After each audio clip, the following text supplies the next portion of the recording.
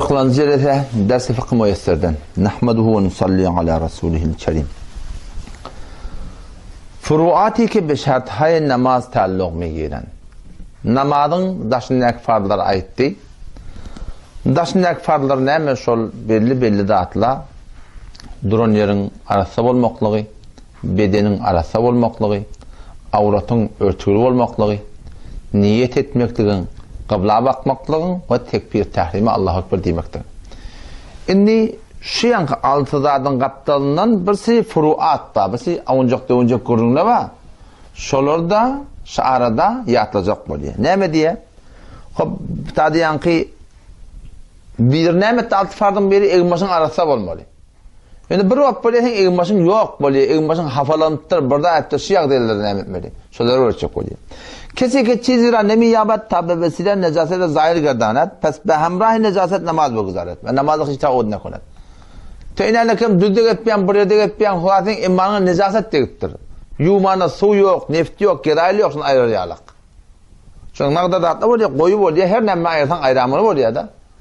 Oğlum yumana dağıt yok, o da sen şöyle hafif ılmaş filan namaz okuyup da sonra namazı öğlep okumaklık gerekli oluyor, şunu düşündürecek oluyor. Hem en başın arası olmaklık farklı ki. Ama şu bir yağdıya çıksan ki yumana dağıt yok, pes onunla şu suratan namaz okuyup da öğlep okumak gerekli diye çok oluyor. Sonra yine bir ürün ettir. Bir yerde temahım elmas tafanak okumaklığa. Düze gidip dursan, deliye gidip dursan elmasın oğlak istiyorlar. Bir murat peşi gidip dursan elmasın arka gidip durlar. Yer arka gidip durlar, bir daha arka gidip durlar, elmas tafanak. Kesi ki camiyle Nebi Yamet tabibisine orada kışabı fuşanlar. Huday daktan bir zınna ettirler, Huday elmasını çıkarttırlar yamallık edip. Kullan şu yalan açtı onun zınnanın senden. Bu ne emretmedi? Benim için elef ya gelir belayı menzur Nebi Yamet. Başka bir ot dağıttı yok ama örtür yadak. Fes berehne namaz bekanet, namazı şahuduna kınar. Şu aynı şöyle yalan suratında namazı kıymalı. O öğlep namazı, öğlemek hem tamam yarım saat sonra elmas beradla da biliyor musun? Ya bir saat sonra elmas geladi. Yeni yamasan namazı öğlep okumak gerekiyor. Elbette burada yapma. Yalana adam oturup namaz okuymalı. İki ayağın kıblaya karşı etmeli şeyler, ruku şeyler. İşaret suratına ne oluyor? Şu doğru ruku secdesini yerine etme oluyor. Yani otoba yere secde etmek gereği yok. Ruku şeylece, secdeten secik, itelecek. İki ayağı da kıblaya karşı olmakla gerek. Toran deyiptir. Bir adam var deyiptir ki şunun ilmasını hafa deyiptir. Yani bir adızık yer. Dörtten biri dınna ağır arasa. Bir izafa da attı yani. Şuna da yalıngaç namaz okuymaklığa izadı yok. Her an keski yek çağrımın camiaç park bu. Yani mesela ilmasının köpsü necis dörtten biri arasa yani. Bağlarla şöyle hafa oluttur. Namazdan metodu belirlen cevazını zaret. Sen ilmasının dörtten bir yerde var akım sen şu arasa olsa sen namazı yalnızlardan okumak gerekiyor. Onu güçlendiriptir. Senin ilmasın kul hem şudur hafa oluttur da. Kullen de ilmasın şu dursunlar haram oluyor. Bununla da yine şu haram ilmasın namaz okumak kavay. Yalnız namaz okumaktan şöyle ilmasın namaz okumak kavay. Her an keski camiş nezismiş evet. Kulle ilmasın haram oluttur. Pes namaz kandan der camiş nezis beter namaz kandan bir türlü berehlas. Yalnız iki ayağın kıblan karşı yaşarı ve okuyandan şöyle haram ilmasın namaz okumaklık kavay deyiptir. Şimdi bildin mi? Şu turatın. Onun haram oldu. Gurunyaman arda ettim. Şahsı berehin namazın neşesi bakanet. Yalnız adam namaz okuyacaklı oturup okuymalı. Näme ýagdaýda iki ayağını kıblaya karşı uzatmalı. Ruku secdesinde işare bilen etmeli. Bazen bolýar da şu wagtda görýärsiň. Tarap meri. Adam şeýle şoňa işare etmeden ejade beripdir da. O näme ona namazlyk goýup şoň maňlaýyn şoňa goýjak başyna goý. Şun geregi ýok aslan. Şeriatda atan edilen näde ne gynalt ýardan. Sen secde etjeksen ýere secde etmeli. Ýa-da şeýle onda mid goýup birdan edip şokar maňlaýyn ýere goýjak goýup birdan ýok bize geregi ýok. Tan şeriatın asan etdir rukun şunu yazık boldun, secdeden itelecek boldun. Bollu sen namazlığa ya mire ya burada da secde etmesin ştada manası yok yani. Ondan sonra yeni bir kurun ettir. Ni fardın bir yerine mi duran yerin arasında olmalı. Şimdi duran yerin arasında olmalı olanına bir vap böyle sen namazlığın mı o taraf namazın kancağa damıptır. O zaman peşe uçuk deyiptir. Ama bu taraf arasında olsa ne? Bir taraf haram, bir taraf halal olsa ne? Sonra da namaz okuyordun, bolya diye çok oluyor. Namaz güzardan bir guşiye cami nezis caizdir. Namaz güzardan beruy nemedi ki kısmete bağlayan pak, kısmeten necises cevazları. Namazlığın mı? Keçemiştik, her burada yapmadın. O tarafında haram mı? Bu tarafa geçen daha yok. Şu o tarafına öyle akan namaz okuyup muğa ecada var. Ondan sonra yeni bir gurun açacak oluyor. Birisi namaz kılıyor diye o da yu kocuk malafa var hamana. Yani kod namaz okuyamıştın.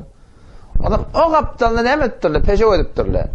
Ama sen şu yu kocuk malafan şey kıymulladan da o kaptanla kıymulluya da. Güya kaşın hemen ne molli necis olan yalak oluyor. Ama bir kalınrak burada halim mahulada. Kalınrak burada bir ruh ferşim var. O lokal öyle. Bir kaptan kıymulladan o kaptan kıymullat patanak. Şu bir kaptanla peşe ödüptürle haram bulamaz o kaptanla namaz okuyudan bolya diye çok. Namaz guzardan ber guşe ye cami necis caiz.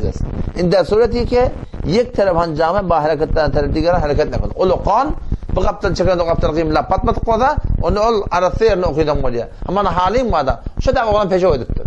Sen bu kaptanla okumaklığa ecada var suretinde. Ama yok kızık bir malafa kıymuladan hemen yığılanıyor da onun senin o suretinde doğru diye. Ondan sonra bu gurunun tamam oldu. Sonra minni kıblağını gurun açacak oluyor da. Kıblağa karşı bakmaklık vardı da. Ve bir yak diye oluyor sen kıblağını bilen ak. Başını aylanttır. Sormanda adam da yok. O diye kenara ettirin bir cengelle adam yok sormanda. Bu olsa da adamda da bilip batarak. Ondan şu tadı ödün oylanıp günü ödep keleven ödep ay şunlardan taraftan geldik mi ne mi deyip şu kıbla sadıp olmalı bakıp da okuysan eğer ihyanen yanlış da olsa namazı yamaçlardan öğürlep okuymak gerek ya. Şahsi ki kıble berbey müştebe pucide gardidas. Kesirane mi yabat ki azu derbali kıble suallamaya sonra bana adam yok onu. Kıblan nedir bilmem ne o. Ve hemşin çizdi digeri vücuda da ki ber kıbdeler namayat. Başka günlü yok, zatlı yok, hiç zaten bilip olacak. Pes bayet ba tahqiq berresi enderuni ve gomanı galibi khiş namaz bir guzaret. Eğer gümen ne vere oylanmalı, fikretmeli, ştahı bota olamalı. Eğer bazı berresi namaz guzar ama bazen der kıble iştibakar namaz ve inamı durustsuz. Ona doğru oluyor namazı. Ama oylanmayacak hemen türlü dursa o namaz doğru değil yani. Peki oylanıp dursa yanlış da doğru. Ama ihyanen namaz okuyup tuqa bir tane başı doğrulanıyor. Ya anırdan bir gelle hey kıbla sağ tarafın hadide şu duranca yerinde ne yapmak gerek? Dolanmak gerek. Şu tada suretinde. Eğer bazı berisi eğer der esnai namaz ve istibah hiç peybord ödon anladı kaptanın haber verdiler ve suyu kıble beşarkat ve namazı hiç edame dehattip. Hop. İnne vada yankı fardın içinde biri avratı örtmeklikti da biliyor musun? Avratın örtülü olmalı. Avratın örtülü olmalı namaz da orada da. İnne ne mi diye çok oluyor işte da? Şaman şu diğdinden ta göğünün içe bir yırtıgrağa balık varmıştı. Edenana hamana belli yerin hamana bir görmüktön yerler varmıştı emmandan. Adam adamın emmanı ozuv var. Diğdin bir ozuv. Buğdun bir ozuv. Biğdin bir ozuv. Alet tenasülün bir ozuv. Şunakımız bir ozuv. Adam şöyle deşecekleri var da anlamana. Görmüktü böyle şeyler. Şolan hemen uyuşuruyonde inki kişecik ozvun 4'ten 1 olacak o da namazın doğru de. Eğer ondan ağır olsa onu gurun fark edecek. Eğer azçan ozvun muteferriki bağışayız avrat berehne geldi. Pes eğer çenançe mecmuan ha bendaz yek çağrımı küçükten azay bersen şu deminizin namaz ve batlas. Sen nahiden kişecik ozvun şu alet tenasülünü tutma var ya da. Alet tenasülünü eteğindekini tutma var ya. Onun için çok 4'ten 1 olsa hiçbir elin ayeti ya da deşikler üçünden şonyalık olacak olsa diyor musun? Elin şu ayeti olsa ortacığı. Şonyalık olacak olsa şu suretinde şonamaz doğru olacak değil yani. Ve eğer çenançe mecmu azayı berehne şöyle kemtezim yoklar bu namaz ve seyyez. Yok üçünden de adacık bottu. Şimdi yazacak yer. Zaten o namaz ne olacak? Suretinde doğru olacak. İnşallah Teala ertakşam indi yuvaşuş namazın gurunu girip başı da indi şu namazın içindeki farlar açacak. Namazın da içindeki farlar tökönlü. Şurutu namaz diye Allah'a namazda girmekken şartları şart. En bir karhana girecek ona şerait koyupturlar. Indi karhanın içinde de şerait var. En istiyorsan namazda girmekken namazın dışında şeraitler var. Zaten namazda girecek o zaman. Namazına girdin mi namaz başlandı yine şeraitler var. Ki ne kadar çok farda vacip olsun hüküm bektirler. İnşallah gurunu eder. Vesselamu aleyküm ve rahmetullah.